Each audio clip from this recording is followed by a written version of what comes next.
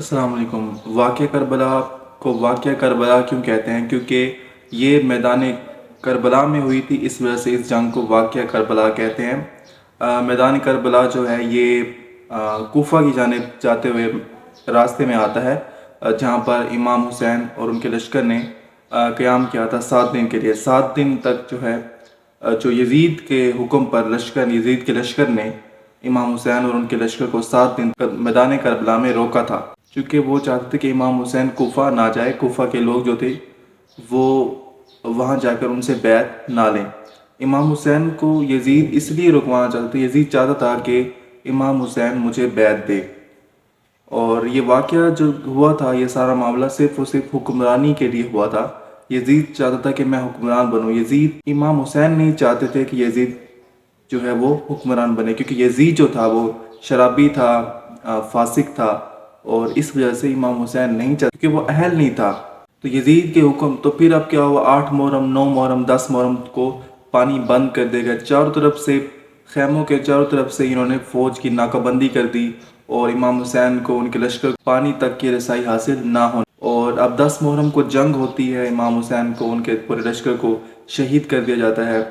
اب جو ہے پھر اس کے بعد جو باقی بچے تھی اور جو عورتیں تھیں، جو بچے تھے اور جو خواتین تھیں امام حسین کے لشکر کے ساتھ، ان کو مدینہ منورہ لے جایا گیا۔ وہاں پر جو ہے یزید نے مدینہ منورہ کی حرمت پامال کی، وہاں پر گھوڑے دوڑائے، اور مکہ مکرمہ میں بھی جو ہے دنگا فساد کیا، اور اس طرح سے یہ سارا واقعہ یہاں تک۔ لہٰذا چونکہ میری ویڈیو کا جو موضوع ہے آج کی ویڈیو کا، وہ ہے یزید کی موت کیسے ہوئی، یزید کا سر انجام کیا ہوا، تو لہٰذا میں واقعہ کربلا کی تفصیل میں نہیں جاؤں گا، میں اس پر آؤں گا کہ یزید کا سر انجام کیا ہوا۔ دیکھیں،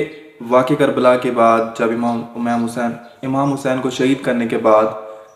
جو یزید کی حکومت رہی تھی وہ 3 سال تک رہی تھی، 3 سال اور کچھ مہینے تک رہی تھی۔ اس کے بعد یزید ایک بیماری میں مبتلا ہو گیا تھا،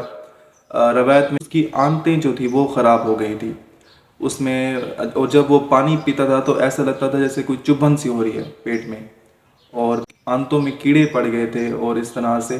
اور پھر اس نے اپنے بیٹے سے کہا کہ سلطنت سنبھالو، تو بیٹے نے انکار کر دیا کہ میں جو ہے اس سلطنت، اس تاج کو نہیں سنبھالنا چاہتا، کیونکہ جو حاصل کی گئی ہے آل رسول کے قتل سے حاصل کی گئی، میں اس کو نہیں سنبھالنا چاہتا۔ تو یزید کا اختتام اس طرح سے ہوا کہ اس کی آنتوں میں کیڑے پڑ گئے، اور وہ جب پانی پیتا تھا چبھن محسوس ہوا کرتی تھی، کیونکہ وہ شرابی تھا، تو اس وجہ سے اللہ نے اسے ایسی سزا دی۔